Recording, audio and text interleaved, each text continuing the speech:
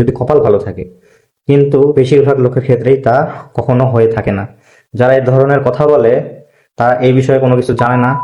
আসসালামু আলাইকুম। আপনাদেরকে অবশ্যই থাম্বনেল থেকে বুঝতে পেরেছেন আমাদের ভিডিও টপিক কি হতে চলেছে। আমি এই ভিডিওয়ে কিছু গুরুত্বপূর্ণ কথা বলবো, যে কথাগুলো আপনারা এর আগে কখনো শুনেননি এবং কেউ আপনাদেরকে বলেনি। তো অবশ্যই ভিডিওটি সেজন্য শুরু থেকে শেষ পর্যন্ত দেখবেন, তাহলে আপনারা সবকিছু ক্লিয়ার হইতে পারবেন এবং মনে কোনো রকম কনফিউশন থাকবে না এবং আপনাদের উপকারী হবে। ভিডিওটি শুরু করার পূর্বে আমার একটা রিকোয়েস্ট থাকবে যে আমার চ্যানেলটিকে যারা সাবস্ক্রাইব করেননি তারা অবশ্যই সাবস্ক্রাইব করবেন এবং পাশে থাকা বেল আইকনটি অন করে রাখবেন। ঠিক আছে, বেশি কথা না বলে আমি ভিডিওটি শুরু করি। আপনারা যে স্ক্রিনে সার্কুলারটি দেখতে পাচ্ছেন, এটি হচ্ছে বাংলাদেশ পল্লী বিদ্যুতায়ন বোর্ড এর মিটার রিডার কাম মেসেঞ্জার চুক্তিভিত্তিক পদের একটি নিয়োগ বিজ্ঞপ্তি, যেটি 2025-এ প্রকাশিত হয়েছিল এবং এক্সাম না হওয়ার কারণে 2026-এ আবার 1460টি পদে পুনঃনিয়োগ বিজ্ঞপ্তি প্রকাশ করেছে। আবেদন শুরু হয়েছে 7 জুলাই এবং শেষ হবে 21 জুলাই। বয়স 18 থেকে 25 বছরের মধ্যে হইতে হবে। আমি আপনাদেরকে আগে কিছু সুবিধা এবং অসুবিধার কথা বলি। ঠিক আছে, অনেকে মিটার রিডার কাম মেসেঞ্জারের সুবিধা ও অসুবিধার বাস্তব দিকগুলি খোলাখুলিভাবে বলে না, তাই আমি আজকে আপনাদের সামনে কিছু গুরুত্বপূর্ণ বিষয় তুলে ধরছি। প্রথমে সুবিধার কথা বলি। যদিও এটি একটি অস্থায়ী চুক্তিভিত্তিক পদ, তারপরে কর্মরত অবস্থার ক্ষেত্রে নিয়ম অনুযায়ী বেতন, বিভিন্ন ছুটি, ভাতা এবং অন্যান্য চাকরিজনিত সুযোগ সুবিধা পাওয়া যায়। অর্থাৎ চাকরির শর্ত অনুযায়ী কর্মীদের জন্য বেশ কিছু সুযোগ সুবিধা থাকে, তা অনেকেই জানেন না। কথা হচ্ছে যে আপনারা এখান থেকে সব রকমের অস্থায়ী চাকরি হওয়া সত্ত্বেও, বেসরকারি চাকরি সরকারি না হওয়া সত্ত্বেও আপনারা যে সকল সুযোগ সুবিধা সরকারি চাকরিজীবীরা পেয়ে থাকে, আপনারা সে সুযোগ সুবিধা পেয়ে থাকবেন। মনে করেন বেতন ভাতা থেকে শুরু করে ছুটি ইত্যাদি সবকিছু। আশা করি বুঝাইতে পারছি। এখন যদি আমি অসুবিধার কথায় আসি, তাহলে হচ্ছে বিষয়টি আপনাদের অবশ্যই জানা থাকা দরকার। প্রথম বিষয়টি হচ্ছে, অনেকেই বলে যে নিজ এলাকায় বা নিজ পল্লী বিদ্যুৎ বোর্ডের সমিতি নাকি নিয়োগ হয়, মানে আপনাদের পোস্টিংটা সেখানে দেওয়া হয়। আসলে এই ধারণাটি সম্পূর্ণ সঠিক না। খুব ব্যতিক্রমী কিছু ক্ষেত্রে এমন হতে পারে, কিছু অধিকাংশ প্রার্থীর ক্ষেত্রে তা হয় না। বাস্তবে মিটার রিডার কাম মেসেঞ্জার পদের নিয়োগ পাওয়ার পর বেশিরভাগ ক্ষেত্রে নিজ জেলার বাইরে এলাকায় পোস্টিং দেওয়া হয়। অনেক সময় দূরবর্তী গ্রামীণ এলাকায় দায়িত্ব পালন হতে পারে। তাই আবেদন করার পূর্বে সব রকমের মানসিকভাবে প্রস্তুত থাকাটা গুরুত্বপূর্ণ। বিষয়টা কি বুঝাতে পারছি? আচ্ছা, আরেকবার আমি ক্লিয়ার করে বলি। বিষয়টা হচ্ছে যে অনেকেই আপনাদেরকে বলে যে আপনাদের যে জেলার মধ্যে যে প্রবিষ্টি রয়েছে সেখানে আপনাদের নিয়োগটি দেওয়া হবে, মানে আপনাদের পোস্টিংটি দেওয়া হবে, কিন্তু আসলে এটি একটি ভুয়া কথা। কখনোই নিজ যে জেলার বিদ্যুৎ যে অফিসটি রয়েছে সেখানে পোস্টিং দেওয়া হয় না। দুর্ভাগ্যবশত গুটি কয়েক লোকের হয়তো হয়ে থাকে যদি কপাল ভালো থাকে, কিন্তু বেশিরভাগ লোকের ক্ষেত্রেই তা কখনো হয়ে থাকে না। যারা এই ধরনের কথা বলে তারা এই বিষয়ে কোনো কিছু জানে না এবং আপনাদেরকে সবসময় ভুলভাল তথ্য দিয়ে বিভ্রান্ত করে।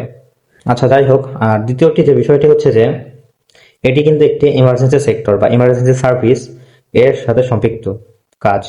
তাই যে কোনো সময় বিদ্যুতের মিটার বা লাইনের সমস্যা দেখা দিলে বা যে কোনো অবস্থায় ঘটনাস্থলে গিয়ে তাদেরকে দায়িত্ব পালন করতে হতে পারে। চাকরিতে অবশ্যই আপনাদেরকে মাঠ পর্যায়ে কাজ করার একটা মানসিক প্রস্তুতি থাকতে হবে। আর একটু ডিটেলসে বলি, যেহেতু আমি আপনাদেরকে বলেছি যে আমি খোলাখুলিভাবে বলবো।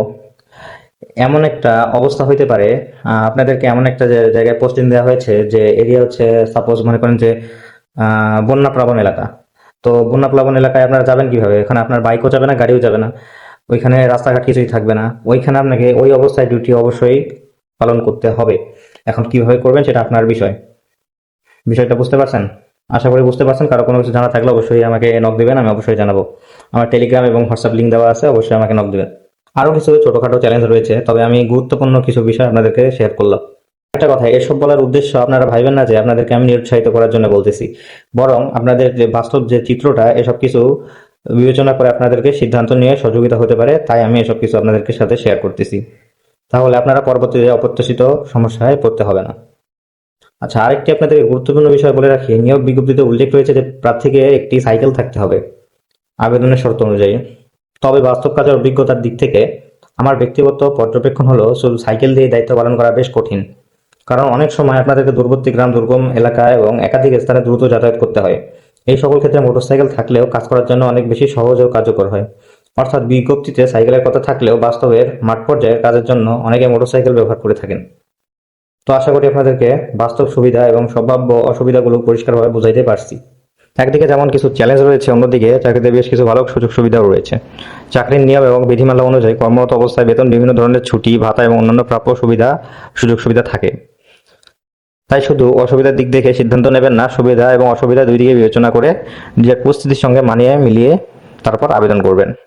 আশা করি ভিডিওটি আপনাদের সঠিক সিদ্ধান্ত নিয়ে কিছুটা হলেও সাহায্য করবে। আচ্ছা, এই বিষয়গুলো আমি ক্লিয়ার করলাম। এখন আপনাদের এই যে এখানে যে বাকি বিষয়গুলো রয়েছে, অনলাইনে আবেদন 200 টাকা এবং টেলিটক সার্ভিস চার্জ 23 টাকা, সর্বমোট 223 টাকা আপনাদেরকে আবেদন ফি পে করতে হবে। ঠিক আছে, আবেদনের তারিখ তো বলেই দিলাম, গিয়ে 21 তারিখ পর্যন্ত সুযোগ রয়েছে, সময়, আবেদন শুরু হয়ে গেছে। আপনারা লাস্ট ডেট পর্যন্ত অপেক্ষা করবেন না, আপনারা মধ্যমধ্যে সময়, শুরুতেও না এবং শেষেও না, মধ্যমধ্যে একটা টাইমে আবেদন করে ফেলবেন। কোনো কিছু আলোচনা থাকলে অবশ্যই আমাকে কমেন্টে হোক, মেসেজে হোক, যেখানে হোক অবশ্যই নক দিবেন, আমি অবশ্যই সাহায্য করার চেষ্টা করব। তো ভিডিওটি এই পর্যন্তই, এবং ভালো লাগলে অবশ্যই চ্যানেলটিকে সাবস্ক্রাইব করবেন। তো সকলে ভালো থাকবেন, সুস্থ থাকবেন। আসসালামু আলাইকুম, আল্লাহ হাফেজ।